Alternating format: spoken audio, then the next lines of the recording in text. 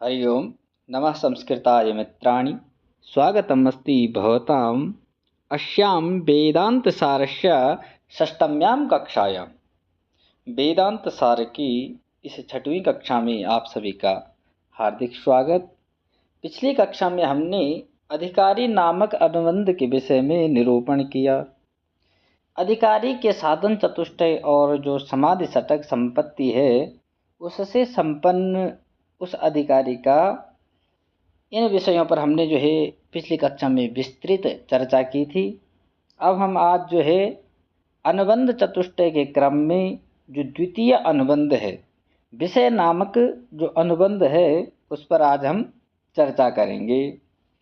तो आगे देखते हैं क्या लिखा है विषय के बारे में। विषयो जीव ब्रह्म ऐक्यम शुद्ध चैतन्यम प्रमेयम तत्रैव वेदांतानां तात्पर्यम। क्या लिखा है? विषयो जीव ब्रह्म ऐक्यम शुद्ध चैतन्यम प्रमेयम तत्रैव वेदांतानां तात्पर्यम। वेदांत शास्त्र का विषय क्या है? आज हम क्या है विषय नामक अनुबंध को देख रहे हैं। तो विषय क्या है? तो वेदांत शास्त्र का विषय है जीव ब्रह्मैक्यम, जीव और ब्रह्म की एकता, अर्थात अभेद, उनमें कोई भेद न हो, भेद रहित अद्वैत, जो कैसा है, जो अद्वैत है, जो शुद्ध चैतन्य स्वरूप है, अर्थात जीव और ब्रह्म का स्वरूप शुद्ध चैतन्य स्वरूप है। चैतन्य की शुद्धता का अर्थ है सर्वधर्मातीत होना या एक रस होना। जीव और ब्रह्म एक ही है। जीव और ब्रह्म क्या है? एक ही है। तो अलग अलग कैसे बोल रहे हैं? अगर एक ही है तो हमें जीव अलग बोल रहे हैं, हम ब्रह्म अलग बोल रहे हैं, तो ये तो अलग अलग प्रतीत हो रहे हैं। तो ये ऐसे क्यों प्रतीत होते हैं? क्योंकि अज्ञान के कारण ये क्या हमें भिन्न भिन्न प्रतीत होते हैं। जैसे ही हमारा अज्ञान नष्ट होता है तो उनमें कोई भेद शेष नहीं रह जाता, तब जीव और ब्रह्म जो है एक ही होता है। यानी कि अज्ञान के नष्ट होने के साथ ही जो जीव का जीवत्व है वो अज्ञान के साथ ही नष्ट हो जाता है, अर्थात वह जीव ही ब्रह्म बन जाता है, वह जीव ही ब्रह्म हो जाता है। या जो ब्रह्म है जीव में भी वही ब्रह्म है। अज्ञान के कारण जो है हमें भिन्न भिन्न प्रतीति होती है, और जो वस्तु अज्ञात होती है वही प्रमाणों के द्वारा ज्ञातव्य होने से प्रमेय कहलाती है। प्रमेय अर्थात प्रमा के योग्य, क्योंकि समस्त वेदांतों का तात्पर्य जीव और ब्रह्म की आत्यांतिक एकता ही है। यानी कि वेदांतों में क्या है? वेदांत जीव और ब्रह्म की एकता करना ही उनका लक्ष्य है, समस्त वेदांतों का लक्ष्य है। अब जीव और ब्रह्म की एकता कब होगी? जब हमारा अज्ञान नष्ट होगा। तो आगे लिखा है संबंधस्तु तद ऐक्य प्रमेयस्य तत् प्रतिपादक उपनिषद प्रमाणस्य च बोध्यबोधक भावः। अर्थात जो जीव और ब्रह्म की एकता रूप है वो प्रमेय हो जाएगा, और उस प्रमेय का प्रतिपादन करने वाले जो उपनिषद रूपी हमारे पास प्रमाण है, इन दोनों में जो है परस्पर बोध्य बोधक भाव संबंध है, और यही हमारा शास्त्र का संबंध हो जाएगा। अर्थात इसका विषय क्या है? जीव ब्रह्म की एकता। तो यह प्रमेय है, प्रमा के द्वारा जानने योग्य है, अपनी शुद्ध बुद्धि के द्वारा जानने योग्य क्या है? जीव और ब्रह्म की एकता। और इसको हम कैसे जानेंगे? तो इसको हम जो है जो उपनिषद रूपी हमारे पास प्रमाण है, उपनिषदों के जो वाक्य है वही प्रमाण है, उनको प्रमाण मान करके हम जो है इस प्रमेय की सिद्धि करेंगे। कौन सा प्रमेय? जीव और ब्रह्म की जो एकता रूपी प्रमेय है। तो इस प्रमेय का और प्रमाण का क्या है? बोध्य बोधक भाव संबंध है। अब बोध्य किसे कहते हैं? बोध्य कहते हैं जीव ब्रह्म की एकता जो है वो बोध्य है, यानी कि बोध्य यानी कि बोध करने योग्य, जानने योग्य। तो जानने योग्य विषय क्या है? जीव ब्रह्म की एकता कैसे होती है, तो किसके द्वारा हमें इसकी प्राप्ति होगी, कैसे हमें इसका ज्ञान होगा? तो बोधक कौन है, बोध कराने वाला कौन है? तो उपनिषद है। उपनिषद है, जो उपनिषद वाक्य हैं वही तो प्रमाण है, उन्हीं के द्वारा तो हमें पता चलेगा कि जीव और ब्रह्म एक है। आगे लिखा है, प्रयोजनम तु तद ऐक्य प्रमेयगत अज्ञान निवृत्ति स्वस्वरूपानंदावाप्तिश्च तरति शोकम आत्मवित् इत्यादि श्रुतेः ब्रह्मविद् ब्रह्मैव भवति इत्यादि श्रुतेश्च। क्या कह रहे हैं? प्रयोजनम तु तद ऐक्य प्रमेयगत अज्ञान निवृत्ति। इस शास्त्र का प्रयोजन है जीव और ब्रह्म की एकता रूप प्रमेय संबंध में जो अज्ञान है उसको नष्ट करना। जीव और ब्रह्म यही तो हमारे पास प्रमेय है, तो इस प्रमेय में जो अज्ञान है उसको नष्ट कर देना, और उस अज्ञान के नष्ट होने से क्या हो जाएगा? जीव और ब्रह्म की एकता जो है सिद्ध हो जाएगी। अपने वास्तविक स्वरूप यानी कि स्वस्वरूपानंदावाप्तिश्च लिखा है ना, यानी कि अपने वास्तविक स्वरूप अर्थात आनंद की प्राप्ति करना, यही तो इसका प्रयोजन है।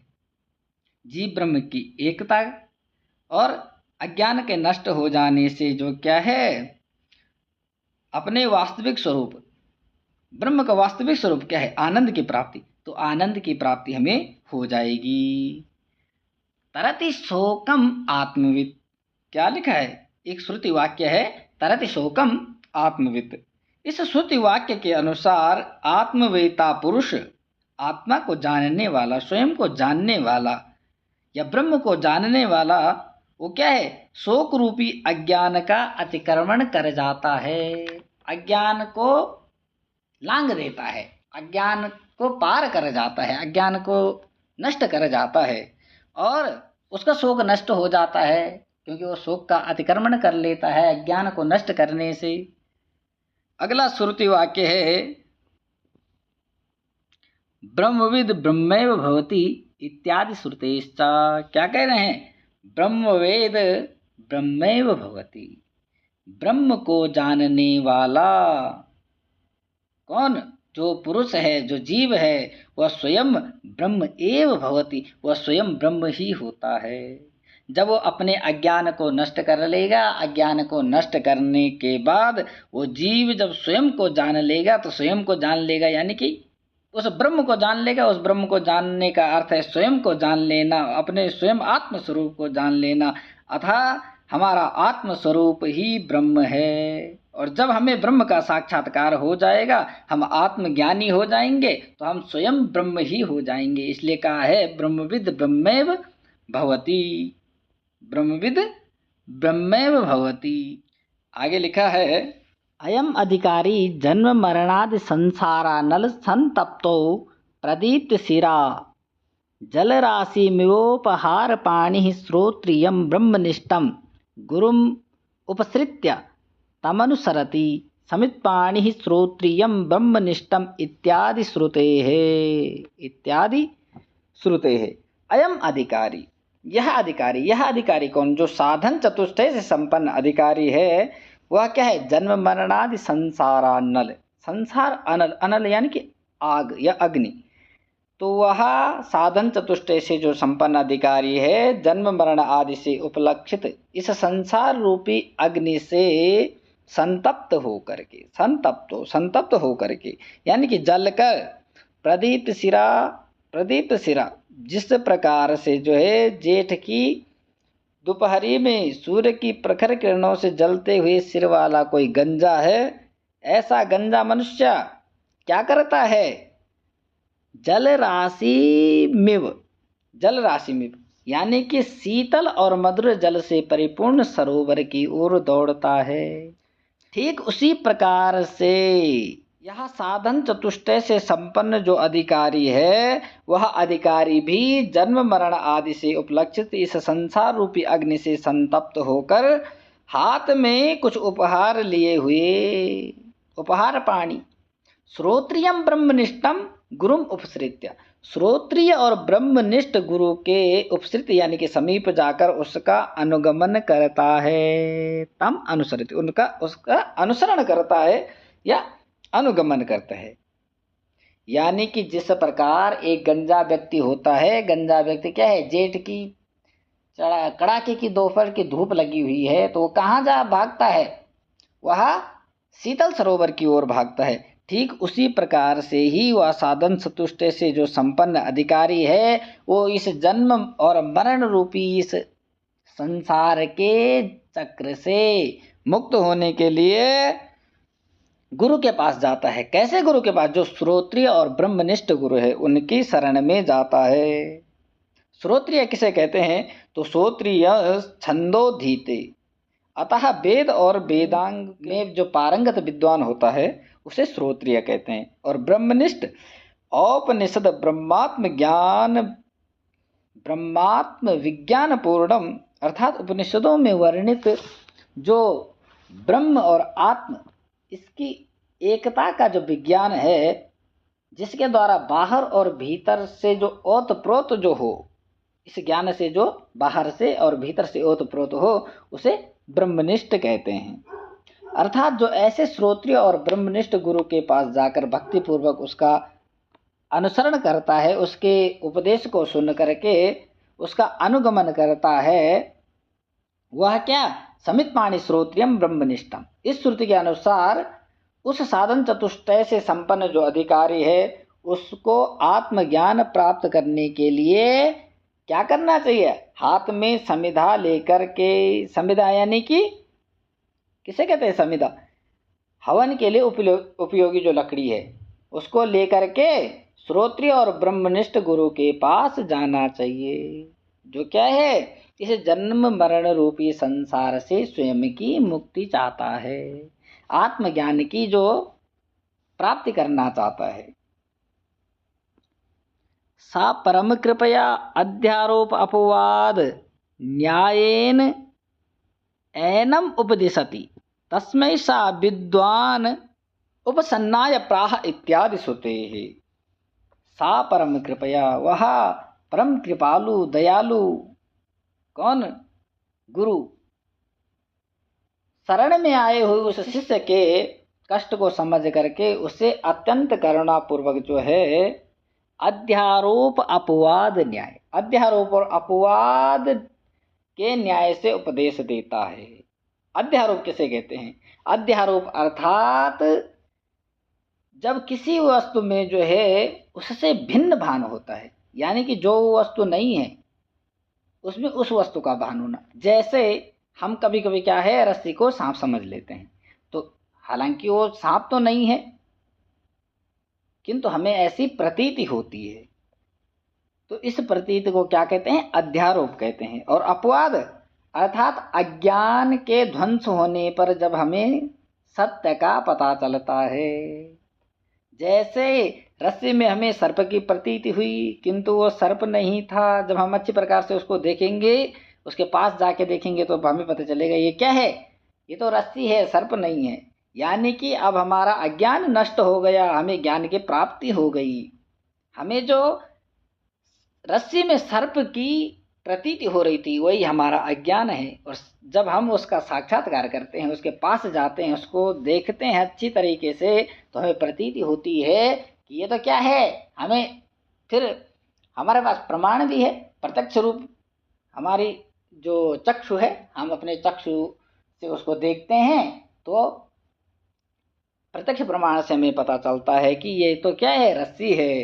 तो ऐसे ही अज्ञान का नाश होने को ही अपवाद कहते हैं। अध्यारोप यानी कि अज्ञान हो जाना, यानी कि जो चीज नहीं है उसमें उस चीज का भान होना, ये अध्यारोप है।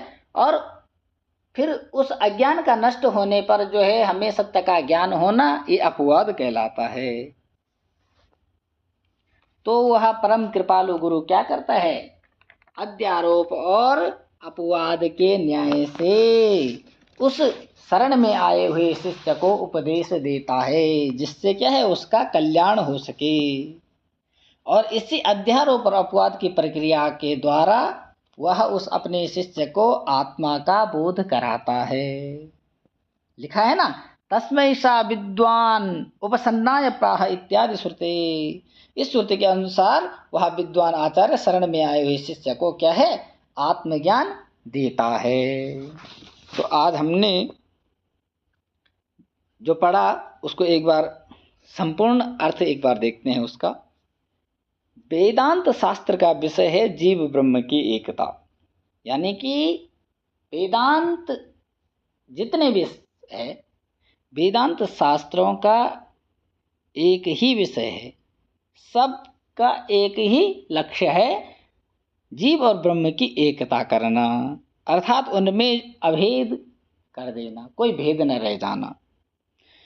और ये जीव और ब्रह्म कैसे हैं, शुद्ध और चैतन्य स्वरूप है। जीव और ब्रह्म कैसे हैं, शुद्ध और चैतन्य स्वरूप है। समस्त वेदांत वाक्यों का तात्पर्य जीव और ब्रह्म की आत्यांत की एकता ही है। जीव और ब्रह्म की एकता रूप प्रमेय का उसका प्रतिपादन करने वाले उपनिषद रूप प्रमाण परस्पर बोध्य बोधक भाव ही इस शास्त्र का संबंध है। अब शास्त्र का विषय से, विषय क्या है, विषय हो जाएगा जीव ब्रह्म की एकता, और संबंध हो जाएगा उस जीव ब्रह्म की एकता का और उपनिषद रूपी जो प्रमाण है, यानी कि प्रमेय और प्रमाण में बोध्य बोधक भाव संबंध है। प्रमेय क्या है, प्रमेय हो जाएगा हमारा जीव ब्रह्म की एकता। प्रमेय यानी कि जानने योग्य, प्रमा के द्वारा, विशिष्ट बुद्धि के द्वारा, शुद्ध बुद्धि के द्वारा जानने योग्य क्या है, जीव ब्रह्म की एकता। और हमें कैसे पता चलती है ये, तो जिसके द्वारा पता चलेगा वो हो जाएगा प्रमाण। प्रमाण क्या है, तो उपनिषद वाक्य हमारे पास प्रमाण है। इसी को हम प्रमेय प्रमाण कहेंगे या फिर बोध्य या बोधक कहेंगे। बोध्य यानी कि बोध करने योग्य, जानने योग्य, और बोधक जिसके द्वारा जाना जाएगा। तो बोध्य क्या है, जानने योग्य क्या है, जीव ब्रह्म की एकता। बोधक क्या है, जिसके द्वारा जाना जाएगा, वो है उपनिषद रूपी प्रमाण। और इस शास्त्र का प्रयोजन क्या है, फल क्या है, प्रयोजन कारण क्या है, तो देखते हैं। जीव ब्रह्म की एकता प्रमेय के संबंध में जो अज्ञान है उसकी निवृत्ति करना ही इसका प्रयोजन है। यानी कि जीव और ब्रह्म हमें क्यों अलग अलग प्रतीत हो रहे हैं, अज्ञान के कारण। तो उसी अज्ञान को नष्ट कर देना, उसी अज्ञान की निवृत्ति करना ही इस शास्त्र का प्रयोजन है। और जब वो अज्ञान नष्ट हो जाएगा तब हम क्या है, जो ब्रह्म का, जो आत्मा का वास्तविक स्वरूप है, वो कौन सा स्वरूप है, आनंद स्वरूप है। तो हम उस आनंद स्वरूप में चले जाएंगे, हमें आनंद की प्राप्ति हो जाएगी। ये कैसा आनंद है, क्षणिक आनंद नहीं है। जब हमें आत्मज्ञान हो जाएगा, ब्रह्म ज्ञान हो जाएगा, तो ये कैसा आनंद है, ये शाश्वत आनंद है, कभी नष्ट होने वाला आनंद है। तरति शोकम आत्मविद, एक श्रुति भी है कि तरति शोकम आत्मविद। वह कौन, वह साधन चतुष्टय से संपन्न जो अधिकारी है, जब वो गुरु के पास जाकर के आत्मज्ञान को प्राप्त कर लेता है, तो ऐसा आत्मवेता, आत्म को जानने वाला वह पुरुष, इस जो शोक रूपी ये संसार है, जन्म मरण के चक्र में जो फंसा हुआ व्यक्ति है, वह क्या है, अज्ञान का अतिक्रमण कर लेता है। और अज्ञान के अतिक्रमण करने के बाद उसे आत्मज्ञान हो जाता है। आत्मज्ञान होने से वह क्या है, आनंद स्वरूप में, अपने आनंद वास्तविक स्वरूप में चले जाता है। वास्तविक स्वरूप यानी कि आनंद स्वरूप में चले जाता है। फिर उसको शोक नहीं होता है, कोई दुख नहीं होता है। और ब्रह्मवेद ब्रह्मेव भवति, ब्रह्मवेद ब्रह्मेव भवति, ब्रह्म को जानने वाला स्वयं ही ब्रह्म होता है। और इसी वाक्य से पता चलता है कि जीव ही ब्रह्म है। क्यों, क्योंकि उस जीव ने आत्मज्ञान को प्राप्त किया। आत्मज्ञान को प्राप्त किया यानी कि ब्रह्म भाव को प्राप्त किया। ब्रह्म भाव को प्राप्त करने के बाद वो स्वयं ब्रह्म हो गया। यानी कि अब जीव ही अपने अज्ञान के नष्ट होने के कारण स्वयं ब्रह्म हो गया। तो ब्रह्मवेद, ब्रह्म को जानने वाला स्वयं ब्रह्म ही होता है, यानी कि जीव ही स्वयं ब्रह्म है। और यही तो इसका विषय है, जीव ब्रह्म की एकता। तो इस श्रुति के अनुसार जो है, पुरुष ब्रह्म को प्रत्यगात्म रूप से जानता है, वह ब्रह्म ही हो जाता है। और क्या करना चाहिए? जो आत्मज्ञान की प्राप्ति करना चाहता है उसके लिए उपाय बता रहे हैं, उसको क्या करना चाहिए। तो कह रहे हैं कि जिस प्रकार से जो है जेठ की गर्मी होती है, उस गर्मी में गंजा क्या है, शीतल सरोवर की ओर दौड़ता है, तालाब की ओर दौड़ता है जहां शीतल जल हो। उसी प्रकार जो है, जो अपना कल्याण चाहने वाला है वह व्यक्ति भी क्या है, श्रोत्रिय और ब्रह्मनिष्ठ गुरु के पास चले जाता है। और क्या करना चाहिए उसे? उसे हाथ में जो है समिधा लेकर के गुरु के पास जाना चाहिए। समिधा यानी कि हवन करने योग्य जो लकड़ियां हैं उनको गुरु को उपहार स्वरूप भेंट करके गुरु के समीप जो है अपने कल्याण की कामना से जाना चाहिए। और गुरु जो उपदेश दे उसका भक्ति पूर्वक जो है श्रवण करके उसका अनुगमन करना चाहिए, उसका अनुगमन करना चाहिए। और वह गुरु भी क्या है, अपने शरण में आए हुए उस व्यक्ति को जो है उसके कष्ट को समझ करके उसको अध्यारोप और अपवाद के न्याय से उसे जो है उपदेश देता है। अध्यारोप यानी कि अज्ञान, और अपवाद यानी कि अज्ञान का नष्ट हो जाना। इन दोनों न्याय के माध्यम से, उदाहरणों के माध्यम से वह गुरु जो है उस शरण में आए हुए शिष्य को उपदेश देता है। वह विद्वान आचार्य शरण में आए हुए शिष्य को उपदेश दे करके उसे आत्मज्ञान कराता है। आज यहीं तक रखेंगे। धन्यवादः। पुनर्मिलामः। नमः संस्कृताय।